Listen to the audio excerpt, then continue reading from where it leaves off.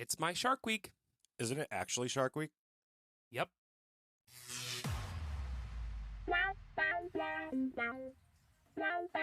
Welcome to Gay Talk 2.0, the ultimate podcast for your dose of dish.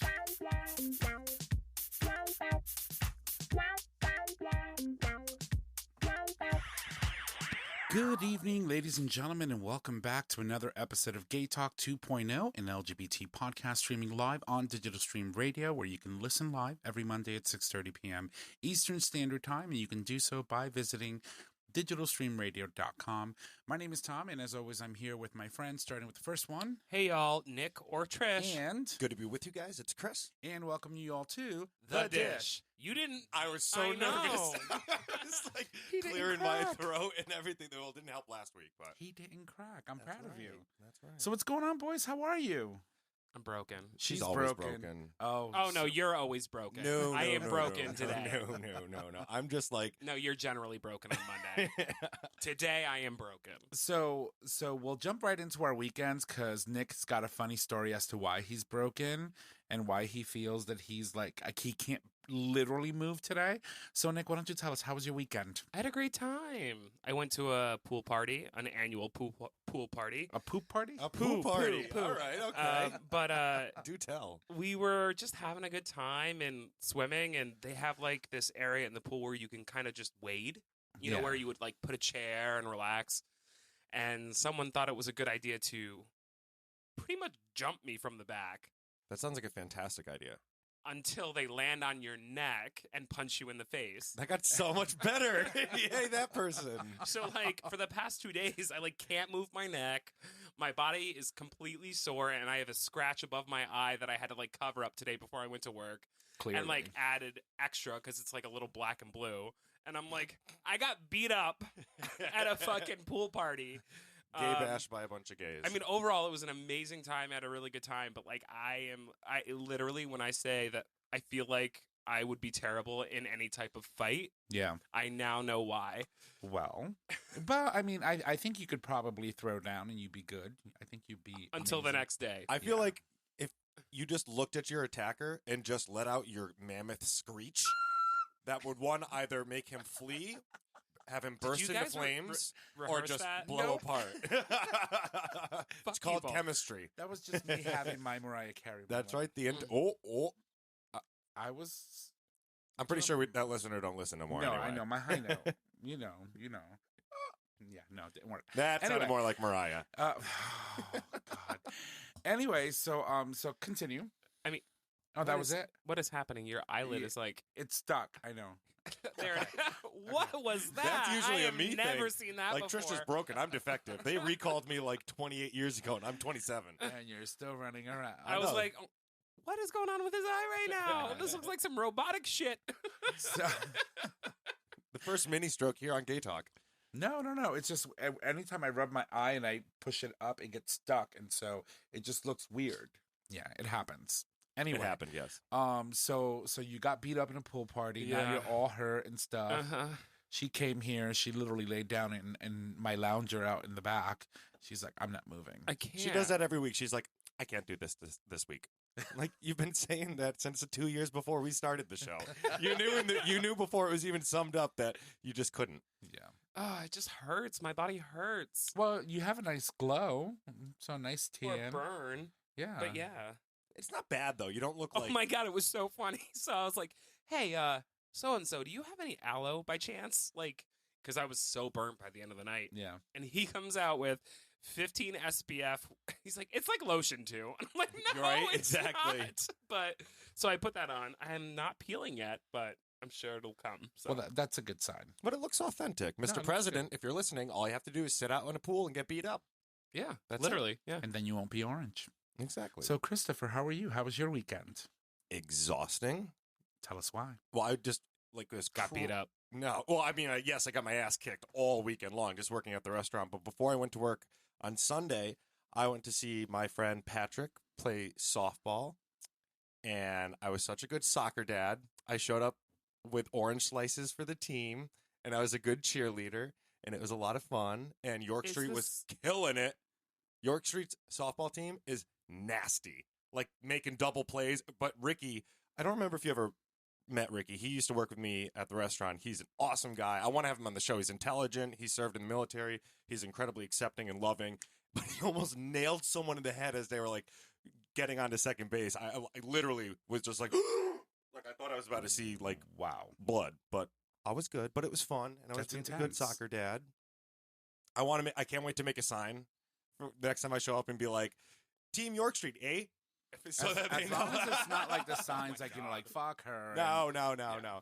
Applesauce though. Applesauce. Applesauce would be there. Yes. Yeah, for sure. And I showed up in my one of my Canadian shirts, the baseball one, Of to show course who you I did. was actually, there to support. Of course. Of course you did. Wow. Yeah. So that was fun. Yeah.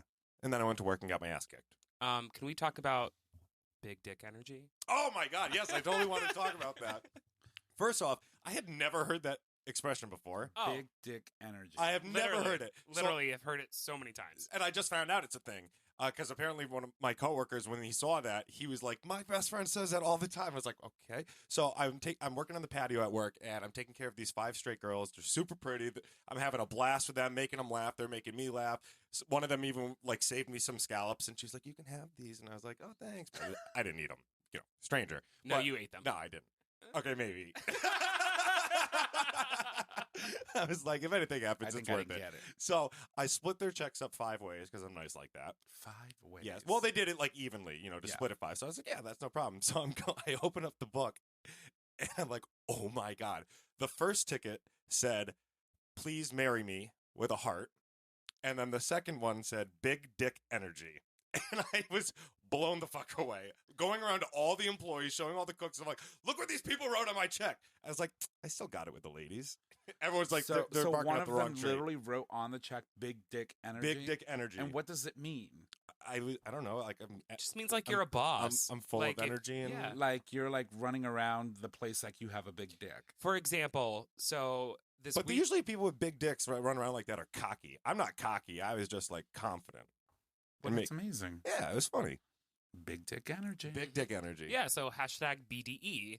Somebody That's put right. Somebody gave me a Rolex this weekend. They were like, "Doesn't that give you a hashtag BDE?" And I'm like, "Not really." But Oh, I thought you just made that up. They gave you a Rolex? I mean, to put on and wear, yeah, Oh, okay. not keep. I was like, Okay. who is this? Anyway, I was gonna say, I was like, what?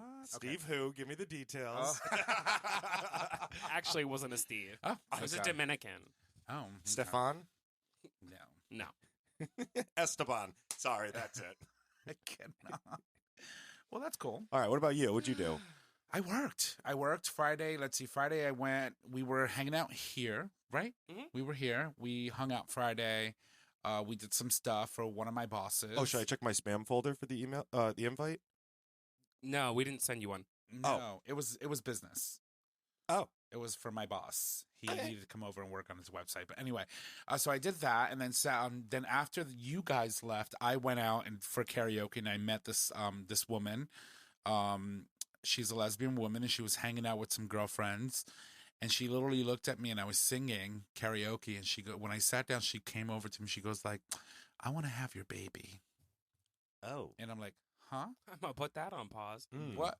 She got some big snatch energy, that girl. Oh, she- Going big right time. for it. So, and I said, well, what do you mean? She goes like, "You have a beautiful voice and you're very artistic and you're very beautiful." I said, "Yeah, from the face up, I think." And then she goes, "No, you just overall, it's like your energy. And I really, truly want to have a baby. And I think you should be my sperm donor." And I'm like, I am not going through a Nick moment. I can't do this. I got to walk away. And, but no, we ended up hanging out all night. She was sweet. And her name was Hannah. She's from Hawaii. And she's super sweet. We had a good time. And then Her name is Saturday- Hannah? Yeah. All right. Well, Hannah, if you're listening, he sweats like a pig. She's super aggressive and holds a damn fucking grudge. So that sounds like a star Mhm. child. Yeah, but that's also No, we the love Puerto you, Rican in though. me. And Don't include me in what you were just saying. We love you. Trish and I were talking about that earlier. so, but no, in Hawaii, her name would be Hanana, right? But it's Hannah in here in the mainland. And no, and then Saturday I worked. Sunday we did karaoke. Trish was not there because she was away. And today we're here. We're doing the show and having a good time. And I did find out some interesting things. So I wanted to just sort of kind of point it out.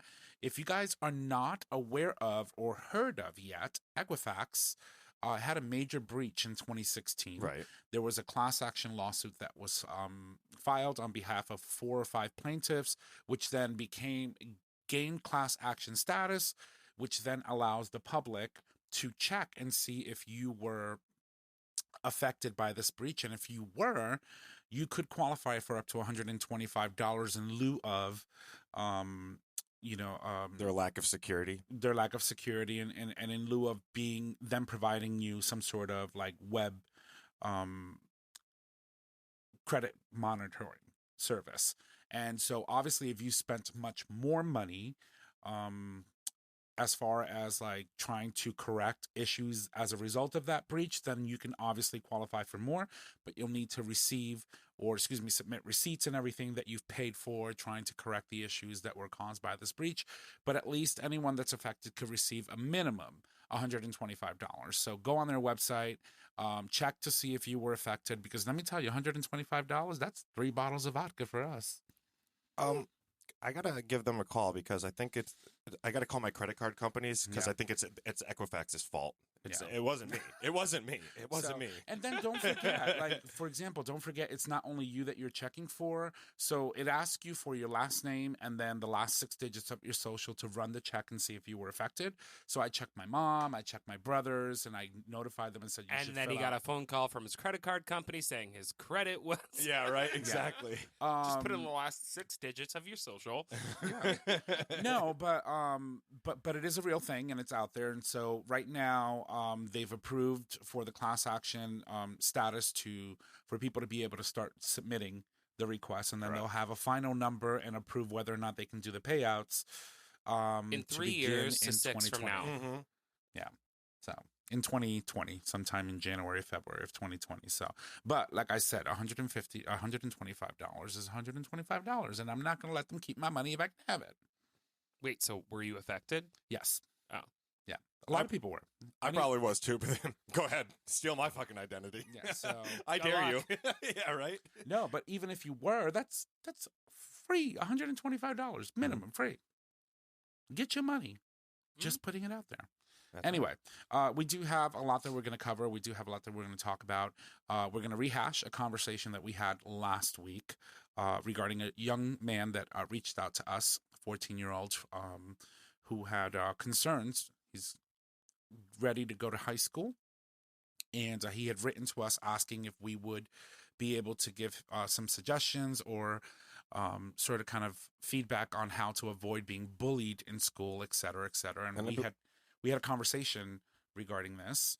And from the last email, I believe he's going to actually be starting next week. Yes. Yeah. That was the original email. Mhm. And so we were talking about, what kind of support system does this person have in their life? We were questioning, because we really didn't have too many details other than the small, the short email that we had received. But we have a little bit more details on the issue. We had asked a question here on the show as to whether or not he had supportive parents, right? Someone that's usually your first line of defense, Right. and where you can go and let someone know that this is happening. And unfortunately, he does not. So he ended up replying, and he wrote us again, and he said, I just listened to this week's episode today, and I am so beyond happy that you guys put me in the podcast. I listen to your podcast every Tuesday morning while I volunteer. Which is awesome. Fantastic. And it's always so fun listening to you guys talk about the LGBT community. I am so excited for next week to hear what you guys have to say. Obviously, we told everyone that we would look into ways that, people could avoid being the victim of bullying with specific, contexts and places like schools, etc.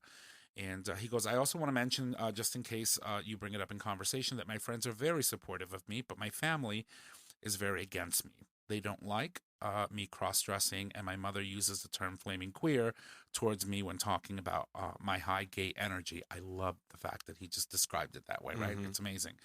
And it's hard to hear from your own parents, and I feel that I'm losing my relationship with them. Anyways, I just wanted to say how much you guys helped me out. Thank you. So I wanted to open up the discussion again.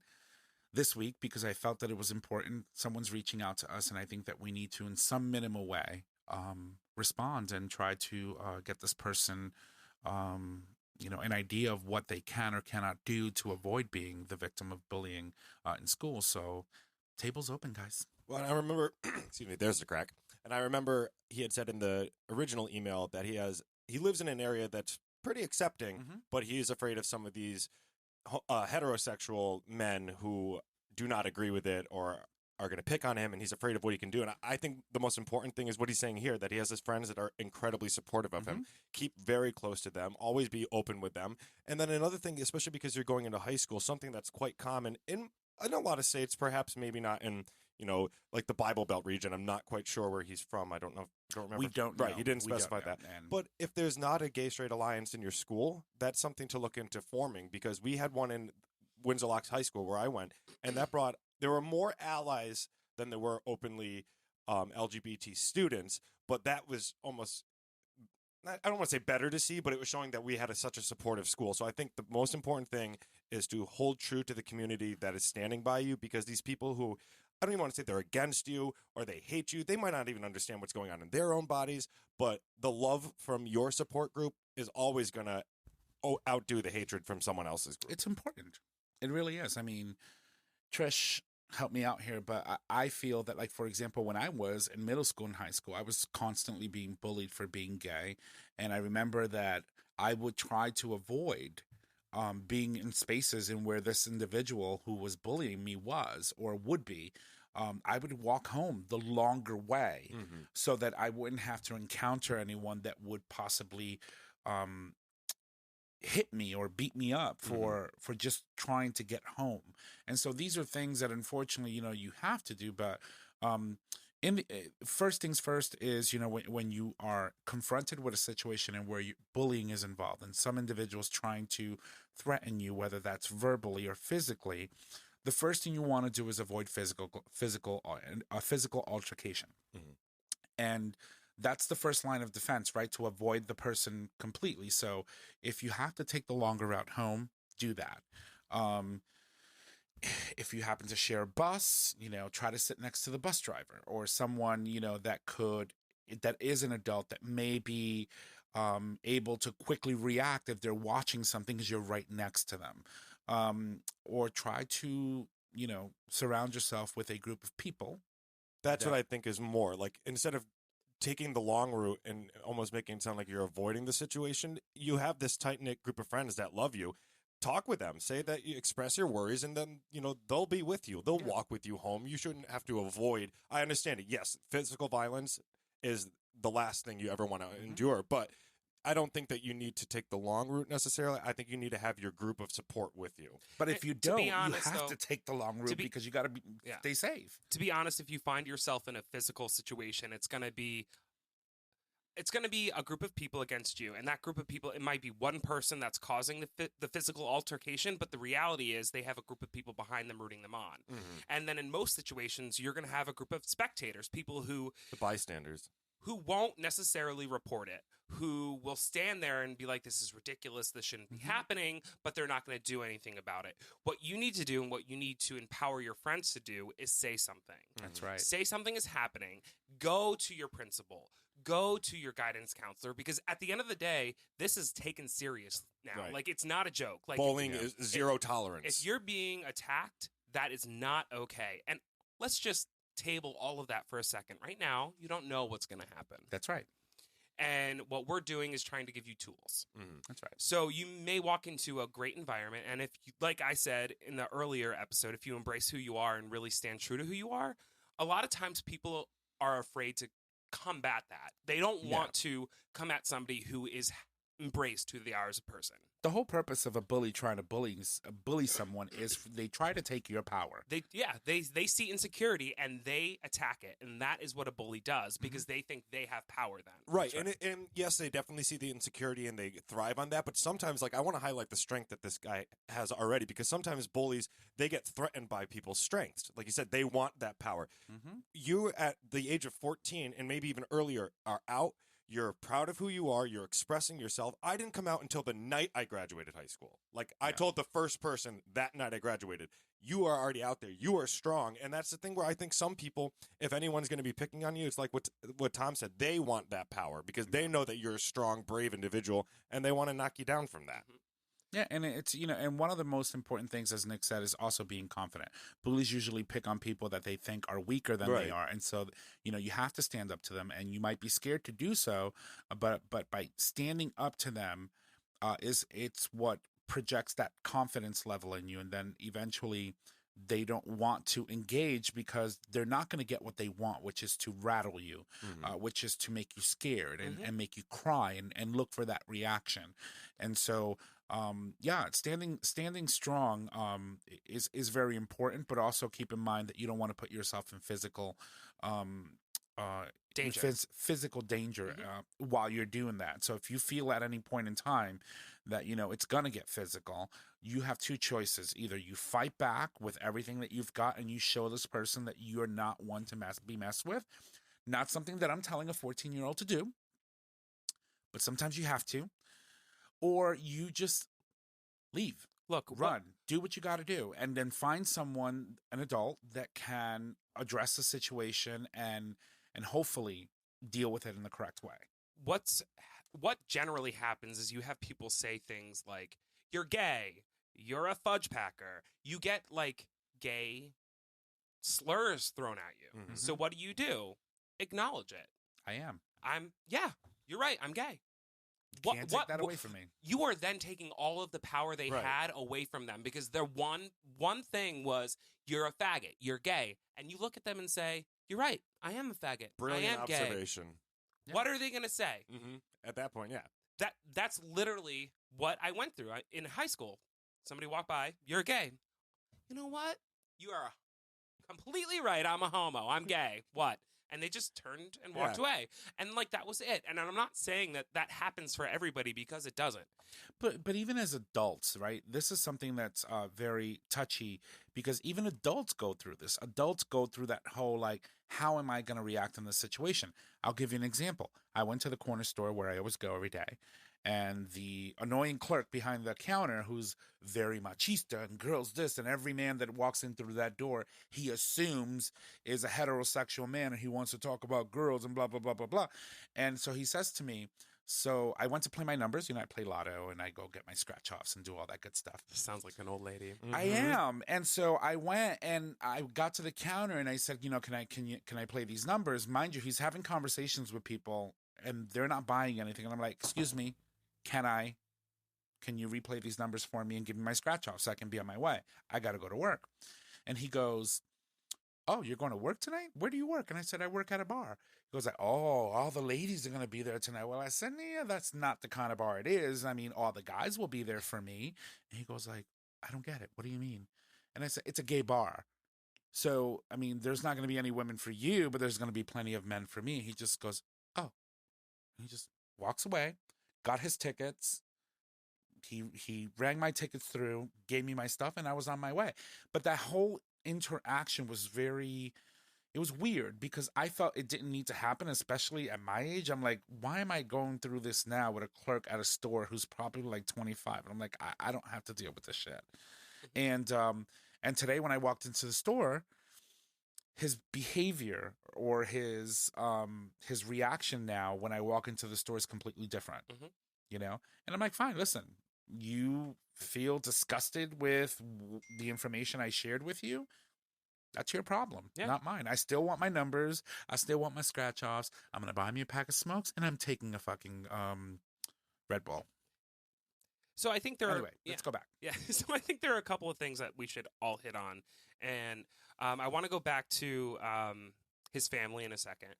But first I want to say, like I was saying earlier, make sure that you stay true to yourself, embrace yourself, take the power back, because we have the power to take the power back. Don't let them use something that is who you are against who you are.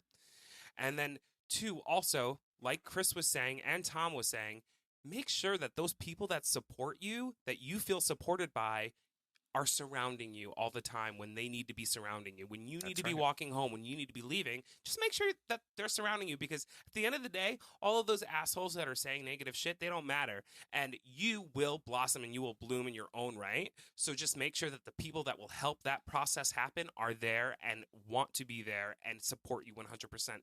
Third, make sure that you are vocal enough to say, something is going on and Right. it's not okay. Don't let people be spectators. Say something, Mm. because otherwise nothing will change. That's You right. you can be the one that makes that change happen just by Mhm. saying something. Right. That's And right. people will notice and people will back you up. If you stand up and say, "Hey, this is happening," people will stand by you, especially the people that support you. So if you feel like you're being bullied or targeted, or if you see somebody else that's being bullied or targeted, stand up, say something, because you're the one that's going to make the change. It's not the person next to you, it's you. You have to be the one that stands up and makes a change. Right, exactly. You can't wait for someone else to speak up. You Mhm. have to be the one to do it. And before we move to family, I just want to make one quick point. I don't know where, like we said, we don't know where you live. We don't know what part of the country you're in.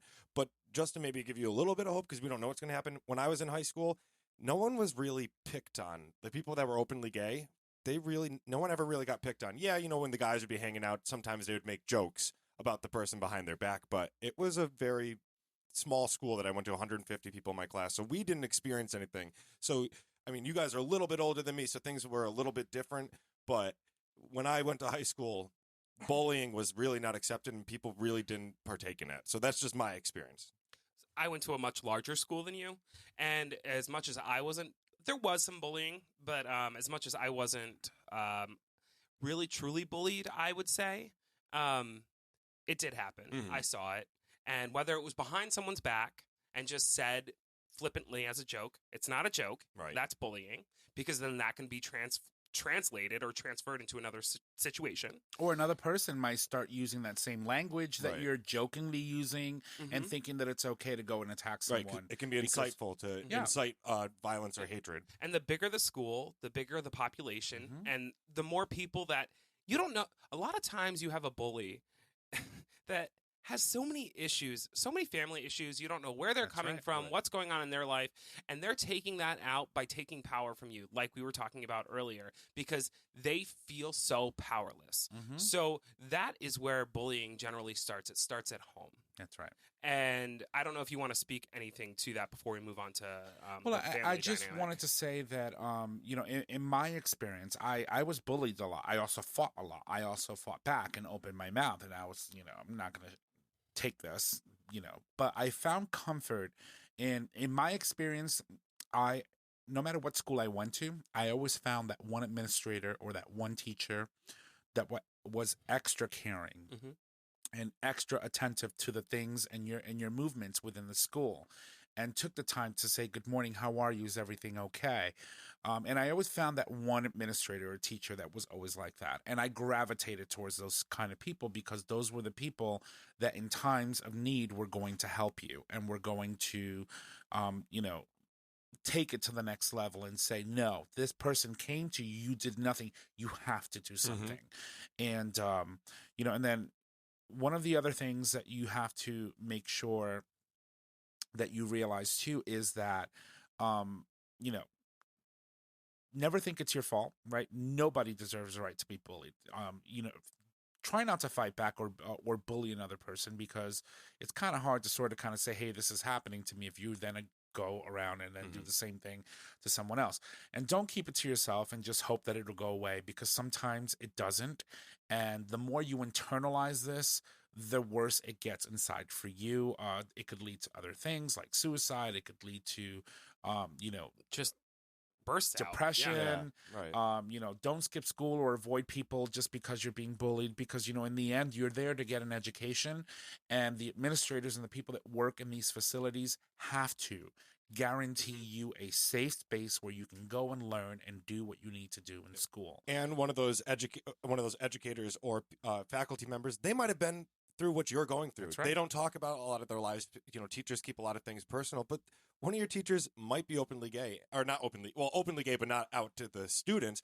So that would be the person who would probably stand for zero tolerance when it comes to picking on someone in the community. So I want to address the family the part. family, Definitely. and I think that so we've been talking a lot about bullying and how to interact with that and then move forward with that. And I think your fear of bullying is coming from your family. And I think that it's important that you note that what they're saying to you is not okay. And what you have to go through every day just to be you, it's not okay. But what's important is that you keep being you and know that we talk about it on the show all the time. You have what the gay community calls your chosen family, which I'm assuming you know that term by now. And that chosen family for you may be this group of people that you surround yourself with. Brief story. When I was growing up, I had a chosen family. They are still a huge part of my life. I spent most of sophomore through senior year at their home because I felt supported, I felt accepted, and it was never questioned whether it was like literally sleeping there 5 days in a row or whatnot. You find where you feel comfortable, and if you are welcomed there, they become the family that will support you moving forward. That's right. I also think that it's really important to note that if you stay in the toxic environment where you fear that you're going to be bullied going into a different situation, that bullying or that fear that you're taking from home, you're going to bring it right into the classroom, and you're going to bring it right into the situations in which you think you're going to get bullied, and then that's going to cause a chain reaction. So you might not actually be being bullied or be in a situation where bullying may happen, but you may be reacting that way because you think it's going to happen because you're in lack of better term, you're being traumatized at home. That's right. And so you need to find an outlet and a safe space to be you, whether it's at home or not at home. And another thing on top of that too is you don't know what your parents are going through. I know that my father was not good when I came out of the closet at all. He was physically aggressive. He was verbally aggressive. It was an unsafe space, and I left. That man is my best friend now because it took him time to come to terms with what I was going through. I didn't realize he was hurting just as bad as I was hurting because he was coming to terms with his son being gay. And that's not making it okay for him to be physically or verbally aggressive toward me. It took me a long time to forgive him. Right. But sometimes it takes someone a bit longer to realize that what they're doing is wrong, Right. and then come to terms with that, and then come out on the other side scathed, right? Because we do, but you see the light at the end of the tunnel, and you were able to actually reconnect with your dad and have a different relationship than you did when you were younger. 100%. Absolutely. And with that, like when my parents first found out I was gay, I didn't feel comfortable at home. They weren't mean to me or they didn't threaten me or anything, but I didn't feel like I could be myself. So I ended up moving in with my first boyfriend, and that family became my chosen family. He had a younger brother and an older brother that they treated me as their sibling.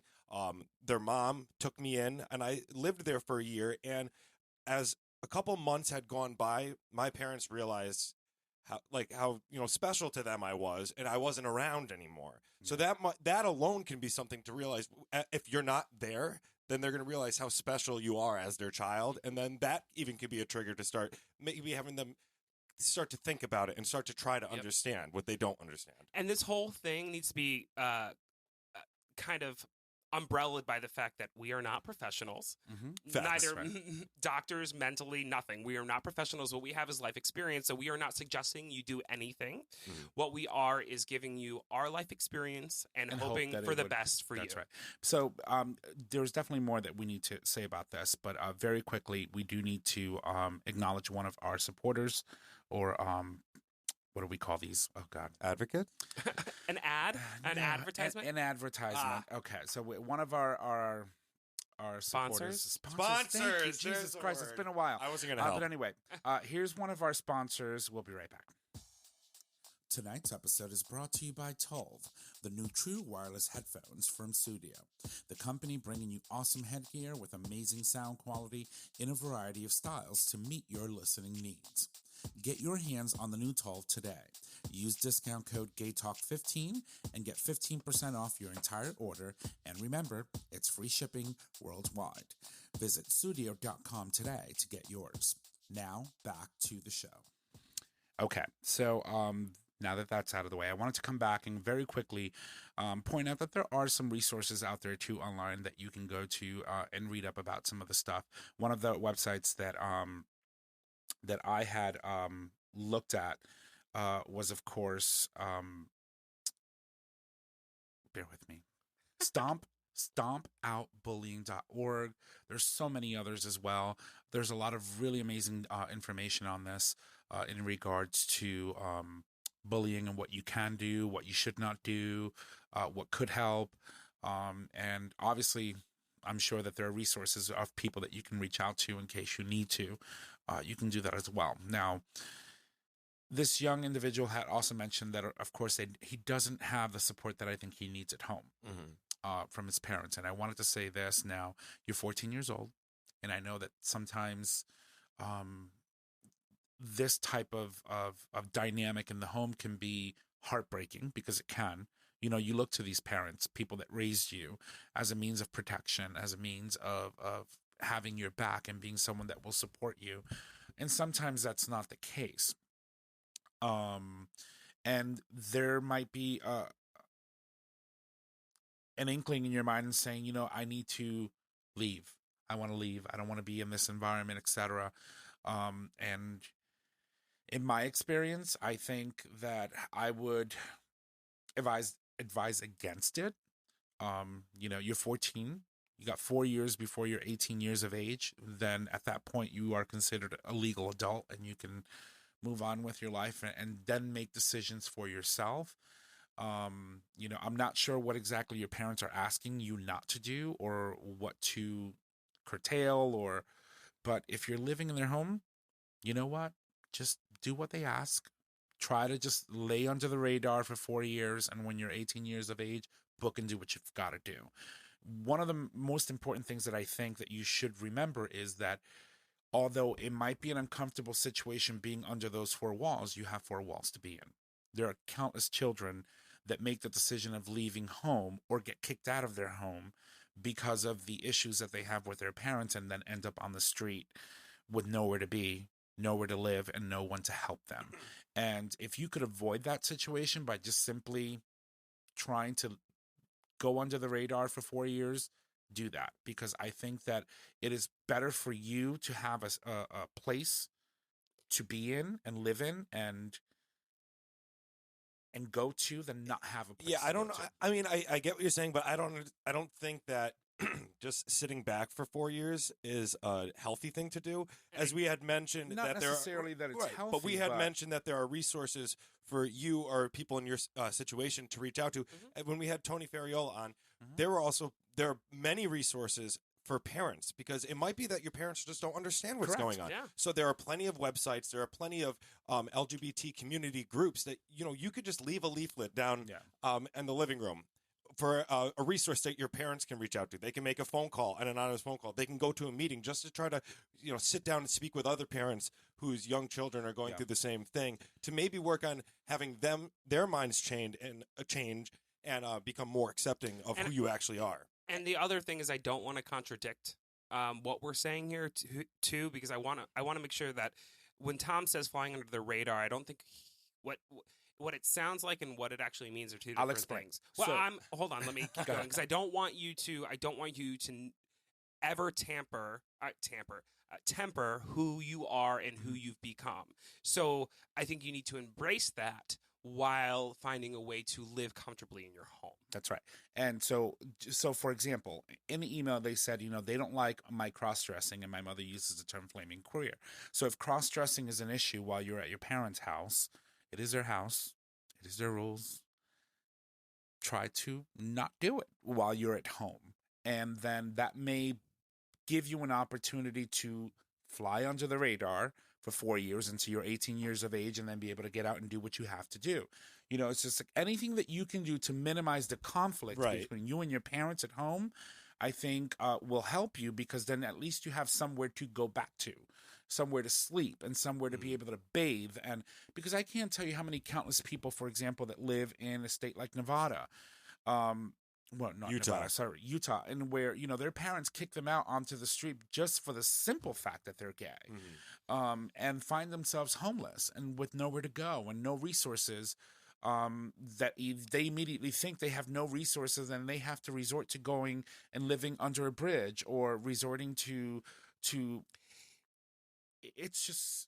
It sounds better when you say it that way. Yeah, It does sound better. And there is a drag queen I'm not going to mention by name, but she lives at home, and her parents were not comfortable with her getting dressed in drag. So she would be open and not hide who she was, but she had a safe space where she could get prepared to go out for shows or just go outside, and made it a little more comfortable at home for her. And I did That's leave what I my wanted to. house. I did. Yeah.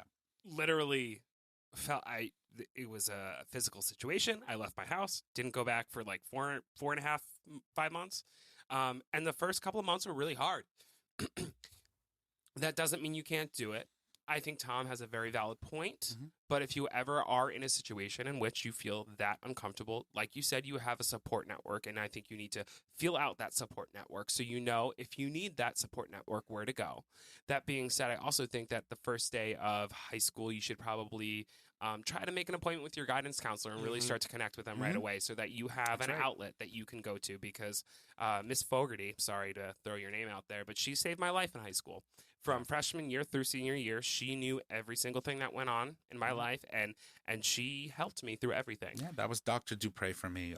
I had he was my guidance counselor in high school. I went to an inner city school here in New Haven, Wilbercross. It was a very tough school, but that man got me through a lot of things, and so I'm super grateful. Miss Theodoratus for me. Yeah. Yep. We all had our one. So like I said, there's always going to be that one person in school, that one administrator, that one teacher, that one employee that is going to look out for your best interest. And once you find them, know who they are, go to them. Don't be afraid to talk to them and say, hey, this is happening. What can I do? Can you help me? Because it will make a world of difference. And the custodians are also really good for that, because the ones at school, if they saw anyone picking on anyone for any reason, they would pretty much look like they were about to break a fucking mop over that bully's head. So they got your back too. And so that being said, young man, you're super brave already. Yeah. You have 1 foot ahead in life because of who you are, what you're doing, and the fact that you reach out and know that there are people out there that are listening. We're listening, baby boy. And know that your concerns are valid and important, and you are a valuable member and will be a valuable member of our community. So keep staying strong. And to the teachers, if we have any teachers, administrators, or anyone listening to our show, be vigilant. Know that there are people out there that this happens to. It may not necessarily be someone from the LGBT community. It could be anyone, any child in that school. They're in your care. If someone comes up to you and says something, do something, because you could be the difference between life and death for any individual. You know what? I want to say one more thing, and then we got to close it out. Of course. There's a whole level of this that we haven't even touched on, and that's social media, which is something that we didn't necessarily grow up with in high school. That's right. We didn't have Facebook. We didn't have Instagram. Well, I did, but it just came out. But we didn't have Snapchat and all that stuff. It wasn't that big of a deal when we were all growing up. And I know that just hearing some stories recently about how it's impacting, now that I have friends that have kids, their high school and middle school lives, that's a whole nother level. And all I have to say about that is be really vigilant and careful about what you're sharing, when you're sharing it, and who you're sharing it with. Because those things are things that can be, I don't want to say used against you, but yes, used against you to the point at which it causes other issues. Because cyberbullying is the modern day bullying. Oh, print everything, take screenshots, have your proof, and go to someone that can possibly do something about it. And that being said, also be really careful what you're sharing with and who you're sharing it with. That's right. And thank you for taking the time to reach out to us on the show. Yeah. I think that this provided a very intense conversation surrounding the topic. Obviously, for most of us on this table, it's personal. We've been through a lot of it, and so thank you. So we're going to take a break. We're going to go and leave you with some music, and when we come back, we'll have our dish. Here we go. So baby, let me know you're loudspeaker.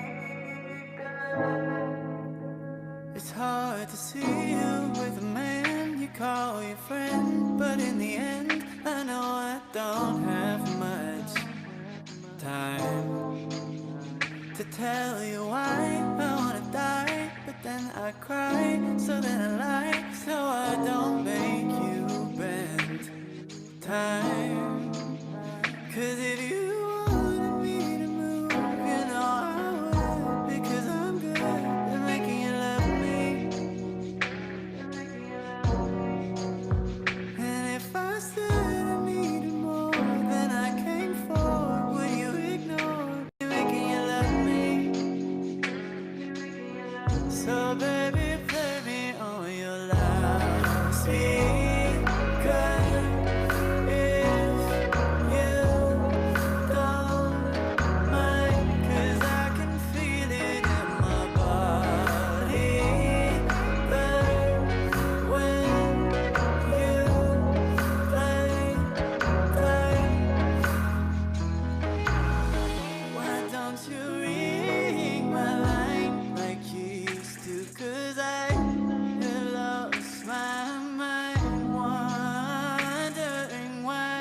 'Cause everybody's on my side about you and I, making our love intertwine. But baby, this is goodbye. 'Cause if you wanted me to move, you know I would, because I'm good at making you love me. And I wanna have it. And if I said I needed more than I came for, would you ignore me making you love me? So baby, play me on your loudspeaker. If you don't mind, 'cause I can feel it in my body burn when you play time. So baby, play me on your loudspeaker. If you don't mind, 'cause I can feel it in my body burn when you play time. So take that moment, this is in your eyes, confirm that this is it.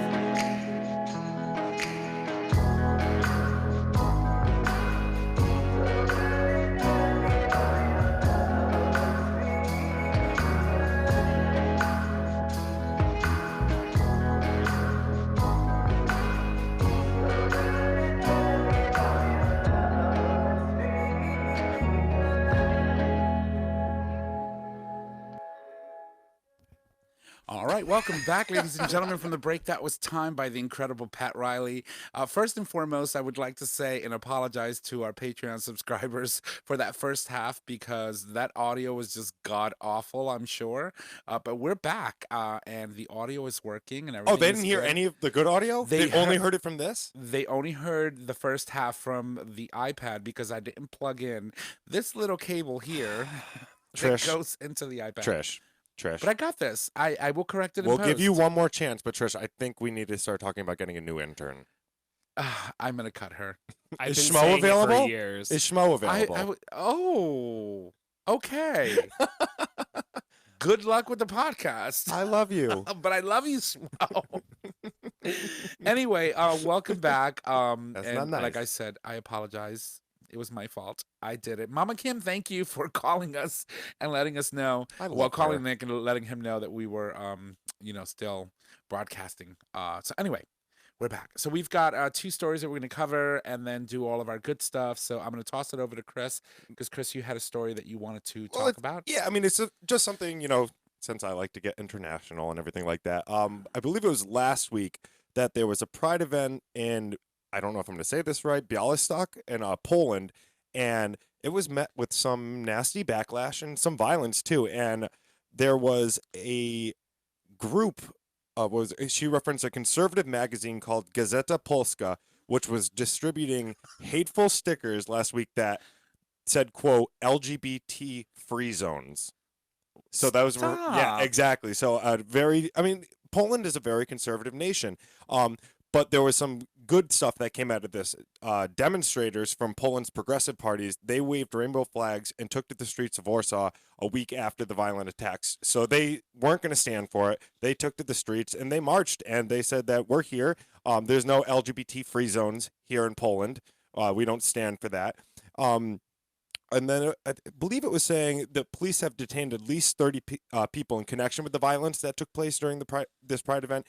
And the Prime Minister, including with other politicians, have denounced anti-LGBT events, even though the Prime Minister is incredibly conservative and incredibly hateful toward our community, as far as I know. Sorry, I haven't seen this article at all, so I don't know. I can't speak to it at all. Well, that's why she's talking about it.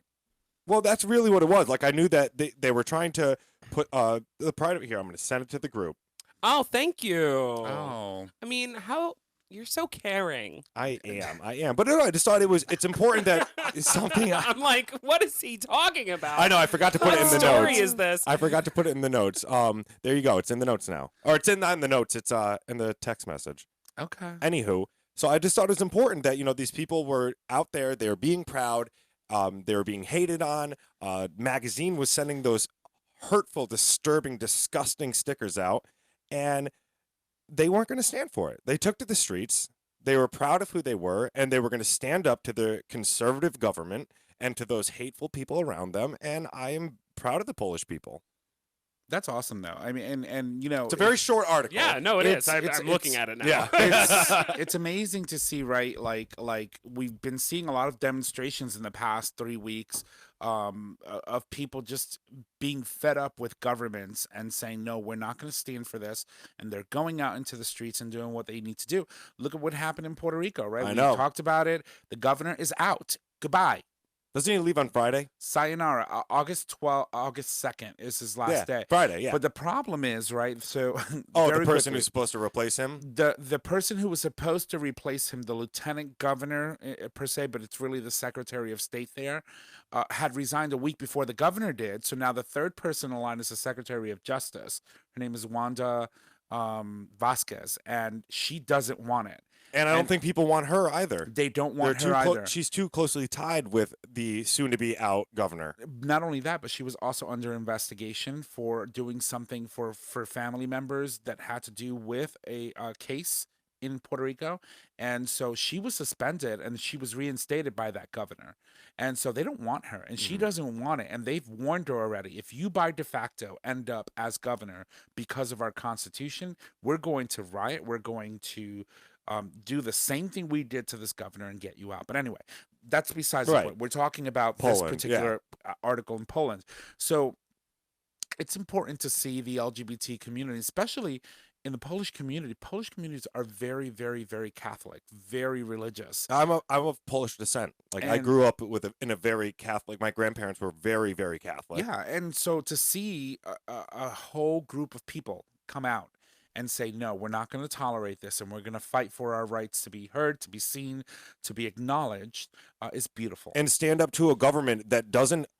They paint these people. They blame the LGBT people and paint them as pedophiles and just upright bad people. So they're standing up to a government that doesn't support them, doesn't look at them as Poles. They look at them as trash, as garbage. Which is common for most, even for our country. I mean, for years and years and years, before we got marriage equality, before the Stonewall riots, we were considered pedophiles. We were considered sexual deviants or mentally ill. Right, mentally ill, yeah. And so, it's just beautiful to see people stand up for their rights. And where was it's this is going into what they used to call the Eastern Bloc this is going into Eastern Europe. And Tiberiu, where was he from? He was from Romania. Romania, exactly. Yeah, he's in Spain right now. Right, exactly. But it's just going to show that these states, whether they be part of the European Union or not, people are going to stand up and they're going to stand against these governments that are keeping them from becoming part of the European Union because of their hateful rhetoric. So I have a friend of mine who moved to Hungary with her wife. They were legally married here in the U.S. they're having issues being acknowledged in Oh, Hungary, I believe it. and they're going through the motions. I really would love to see if she would come on the show and talk about her experience, but they're going through the courts right now and fighting. And I'm thinking that they're going to be successful because of the ruling in the higher courts in the European Union and acknowledging same-sex couples that weren't married in a specific state within that union. But it's been a long ride for her, and Now, is wow, they both moved to Hungary? Is correct. is her wife of like was she born there? Yes, her wife is a Hungarian Hungarian citizen, citizen. and she came here to the U.S. She met her wife. They got married here. They went back home because they needed to take care of mom, her wife's mother, Right, gotcha. and now they're having issues. Now, are they living in a small town, a suburb? Are they in Budapest? Like, I'm not sure exactly where they're at. I think it would be awesome if you could reach out to her because I would love to hear the stances, especially coming out of the capital, out of Budapest there, and hear how the Hungarians, both the government and the citizens, view LGBT community and their rights or lack of rights. Yeah, so I'll reach out to her. She was a coworker of mine for in my job, and she left us, and I was just devastated because she was amazing. She's a beautiful, beautiful, amazing woman, and now she's living in Hungary and she's doing her thing over there. They have a beautiful home. They bought a house, but they're going through it. They're fighting the legal system there to have their marriage acknowledged there. Which is the same thing that was going on in Romania. That's right. That's right. All right, so Trish, what do you have for us, baby girl? Because you was sitting over here silently. Sorry, I was like looking things up. I'm sorry. Of course. No, she was probably looking at that dick pic. That's what she was doing. No, I did that already like 5 times. Anyway, Curve what do you to got, the baby left. girl? So Curve I to was the talking right. to this guy. Oh, we're not talking about the dick pic anymore? Oh, okay. No, we got So work to one do, of these- girl. All right, We got so work to do. this is really interesting. So I guess Facebook has been urging basically everybody, but targeting when they target everybody, they're also targeting gay men to give blood. And so we know that as gay men, we can't give blood unless we're celibate for at least a year, and that didn't happen until 2015. In 2015, they changed their lifelong ban to, yeah, sure, you can give us blood if you don't have sex for a year.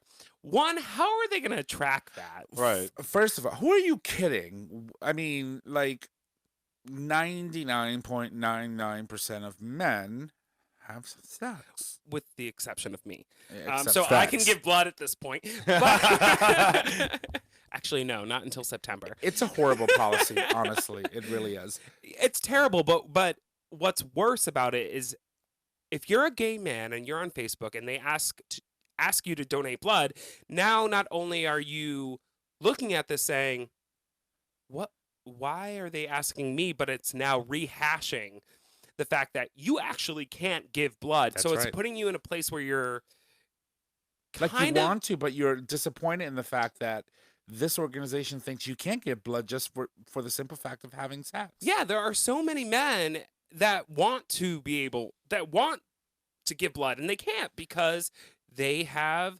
sex with another man, and a lot of them are in monogamous relationships, but Honestly they still speaking- can't give blood. Honestly speaking, if they would allow men who have sex within the LGBT community to be able to donate blood, they would probably have a surplus because there's no more giving community.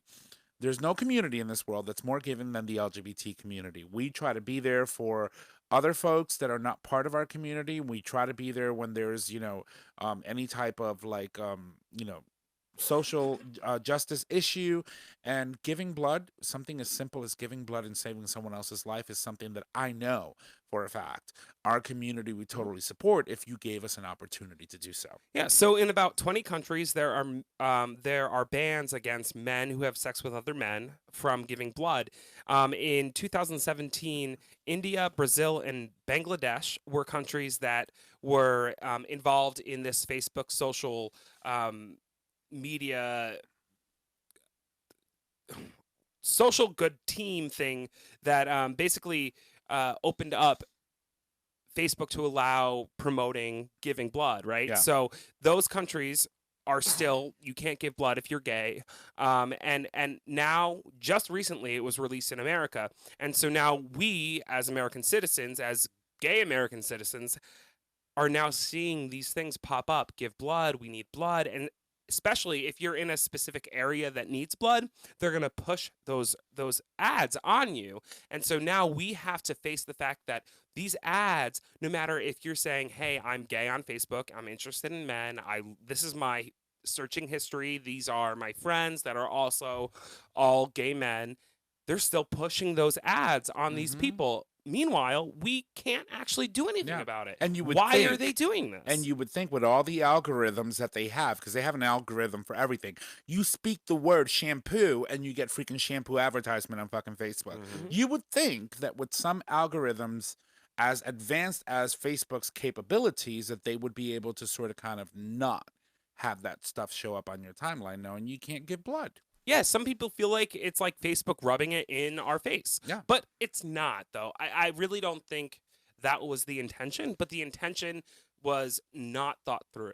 Yeah. They should have had more people in the room saying, okay, we're going to launch this in America, but we know that the FDA says this. So how do we create an algorithm that doesn't push it toward people that are interested in this? Because otherwise, they're throwing it in our face. They're saying, hey, give blood. We need blood. There's a Listen. crisis. We need blood. And here we are like, well, I can't fucking help you. And I wish I could, but Yeah. I can't.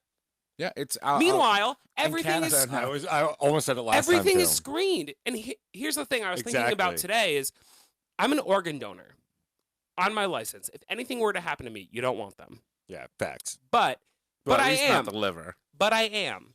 If I am dead on a table, you don't think they're going to take my organs and give them to somebody else? Because they won't know. You can't verbally say. But that. I can't Oh, get She's by got the a way. rainbow tattoo on her foot. Oh, well, that's true. Tom but- will come in and saw that off real quick. I will chop that foot off. But that's beyond the point. I Yeah. could be just an ally, or I could have a gay son, or But the second they cut you open, your body just goes, yes. It'll be full of glitter. Glitter popped out. it's gonna be like There's no blood. She's going to go to get blood and it's going to clog it up because it's all glitter coming out. I will tell you this. So I had an experience at work, right? My job does 3 blood drives a year. And I remember I went upstairs to the 3rd floor to the calf up there because it's really quiet and you can really sort of kind of get in your head and eat and whatever without being interrupted. And on my way down, there were 3 guys on the elevator. They had just finished donating blood and they looked at me and said, hey, by the way, you know that they're asking for donations today. Are you going to donate blood? And I said, well, I can't. They don't want my blood. And they looked at me baffled. They were like, why? And I said, because I'm a homosexual. And they're like, huh? They were baffled. yeah, they don't realize. And then they sort of kind of like, well, what do you mean? I said, I'm a gay man, and because I'm a gay man, I can't donate blood because they won't take it. They were shocked. Mm-hmm. Especially in a time where blood is so incredibly needed. Yeah, and that shocked them, and I think it shocked them more than I was so candid about the fact that hey, I'm out. I'm a homosexual man. I can't donate blood, and I think that caught them off guard. But they were equally shocked to the fact that I can't donate blood because I am gay. Right. And that's sad. Mm-hmm. And that's Well, sad. it And makes that's- you realize that like in a weird small way Mhm. that there is so much inequality still. Right. Yes. And Whether especially it's with getting and blood or fear. getting married, but like And fear. it's crazy. Yeah. Especially with all the medical advances that we're going Right. through right now, it's nuts. That's right. And everything's fucking screened. Right, exactly. Double, triple sometimes. That led okay, I knew I didn't have a story, but you just reminded me. That's a perfect segue. And I hope one of our listeners can help me out and heard this story so they can chime in, send us an email, remind me the person's name because I want to read more about him. There was this man, really big during the outbreak in the 80s and the early 90s. He himself contracted AIDS or HIV and then became AIDS. His partner passed away from AIDS. He had this crazy mansion where he was known to collect everything. And he was friends with a lot of celebrities, very famous guy. He had petrified feces. Someone found a human toe, and they're like, oh, he would love this. So they sent it. He had Hitler's teaspoon. Like, this guy had the most insane collection of stuff. And one day he was hosting this dinner party, and he was like, he loved to cook for his friends, and He was God, cutting. I hope he wasn't using crazy ingredients. Well, I believe he was. No, I believe in the story. It was on the Moth Radio Hour. I was listening to it on Saturday on NPR, and he was cutting parsley, and he cut a little piece of his finger, and blood started coming out, and he started freaking out, thinking, "Oh my God, I'm going to get AIDS." And then he ran out of the room, and all of his friends were like, "What is going on? What is going on?" He's like, "I have to make sure everything's clean because I'm going to give myself AIDS." And he's like, "Wait a minute, I already have AIDS," and I was terrified of my own blood. And then he decided he was an artist, and he would later be labeled as a terrorist. And what he started doing was making these death devices that he would put on display in his home. He would fill balloons with his own blood. He would fill squirt guns with his own blood. He would have this like those poison darts like in Africa, and he'd be like, you're like one of those with the feathers on it. He made it, had the syringe, filled it with his blood, put like bird feathers on it. This man was this was his way of expressing his art, but people labeled him as a terrorist. And there was an art exhibit, I believe it was in Sweden, that wanted his work to put on display. And the second their equivalent of the CDC heard about that, they shut down the studio. So his right away. obsession with blood came out of his fear for him contracting AIDS, Yeah. which he had already had. Which he already So he uses art to get rid of that. His art was based on people's fears, and his own blood terrified him until he realized, wait, that's my blood. I'm okay. I mean, I'm not okay. I don't know if he's still alive, but his own blood scared him, so he went with that. He was like, I'm going to make art on people's fears. And this was going on at the height of the AIDS epidemic. It was insane, but an absolute fascinating story. And I'm really hoping that one of our listeners listen to that same story, because I want to know this man's name. I want to look him up, and I want to share more about his story, because he's supposed to be an incredibly eccentric artist, nonetheless. I believe that. I mean, just listening to the little bit that you've described, I think that his eccentricness comes from his fear of his own blood, right? Which then led him to be create this entire repertoire of art based on his blood, so that he could lose that fear. But no. He understood that after it kind of sank in. He's like, wait, this is my blood. I don't need to be afraid of it. But so many people, he was talking about going into the hospitals where people were, those who were affected with AIDS, they were looked at as they needed to be quarantined. Yeah. Nurses and doctors wouldn't go into Yeah. it. So that's what he fed off. He's like, wow, these people are so terrified. I can make this art off it and just build this beautiful art in his mind off of people's fears. That's what it was. Because he knew what it was like when he was saying that half of his friends died. So that was the weirdest fucking segue It was, but you just you have ever made. I always listen to the Moth Radio Hour whenever I'm driving to work. I mean, if I'm off, I listen to it. The stories are incredible on that show. And I heard this one, and I was running late, so I couldn't finish the end of the story because I was parked, and I was like, I have to go into work. But please tell me someone listened to the story, because it was fascinating. Is their show available on a podcast or anything? The Moth Radio Hour. Yeah, so why don't you just go back a couple of episodes? And I will find it, and I'll send it to you guys so you can listen to it, because it was absolutely fascinating. You bizarre. Have some homework. Yeah, it's definitely bizarre. Yes. I mean, art with HIV tainted blood. Displayed at, I could see why the equivalent of the CDC in Norway? Sweden, I think it was either Sweden or Norway. I believe it was Sweden. Yeah, I could see why they would want to shut absolutely, it down. I mean, of course, anyway.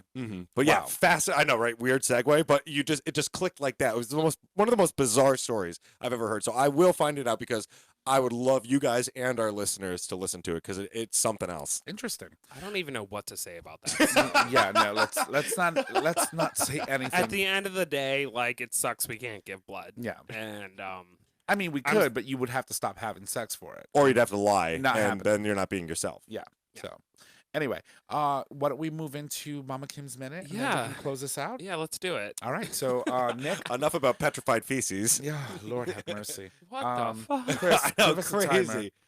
All right, Josh, ready? Go. All right, everybody. So it's Mama Kim's Minute. Pete Buttigieg interviewed band from Southern radio stations. It has been released as a separate podcast. 2, Californian city to hold straight pride celebrating Western civilization. Boo. 3, PrEP implant could be a game changer for HIV prevention. 4, 7 self-help self-care tips that are small but powerful. What are your favorite self-care practices? 5. After suing daughter for transitioning without permission, mom takes it to Supreme Court. 6. Florida politician says LGBTI people love being in prison. I wonder why. What the fuck? Oh, wait, no, Florida. Sorry. That makes sense. Yeah. Sorry for our Florida listeners. Come on. You knew that was coming. Like, you guys are great people. Okay.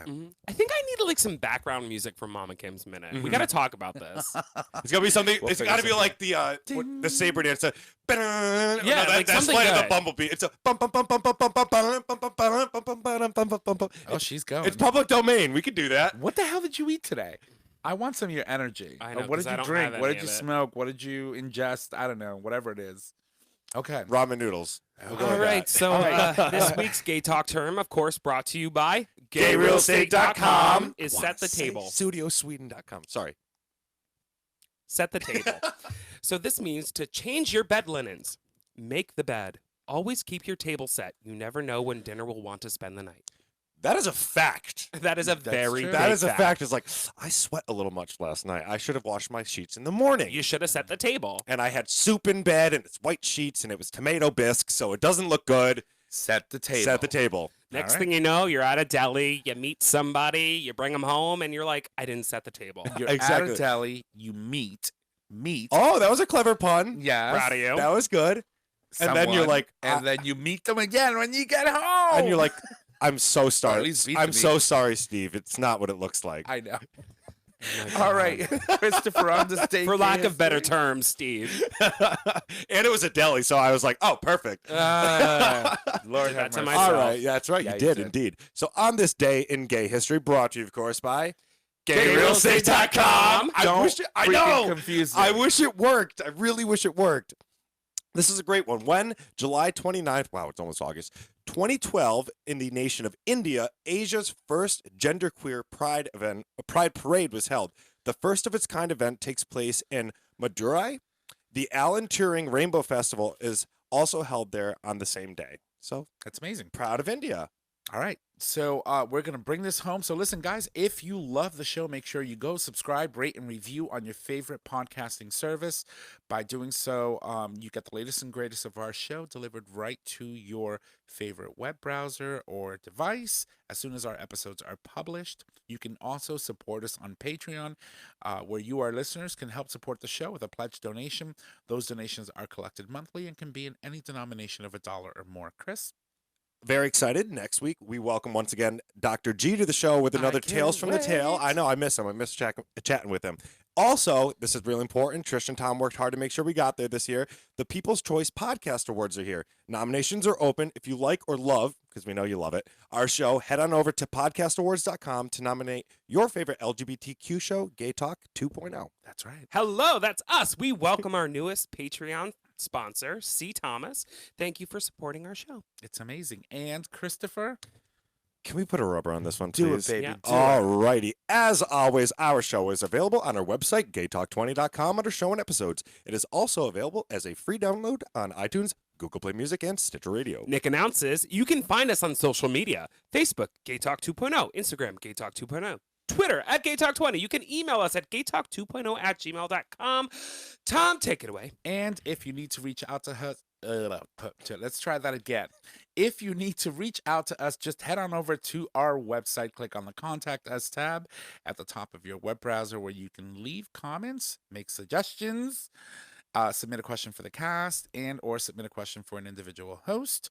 You can also call us and leave us a question via voice message. You can do so by calling 334-GAY-TALK, and if you need those digits, it is 334-429-8255. Don't forget that we do stream live every Monday at 6:30 p.m. Eastern Standard Time, and you can access that live stream by visiting digitalstreamradio.com. Ladies and gents, that is our show. Thank you, and y'all have a good night. Bye.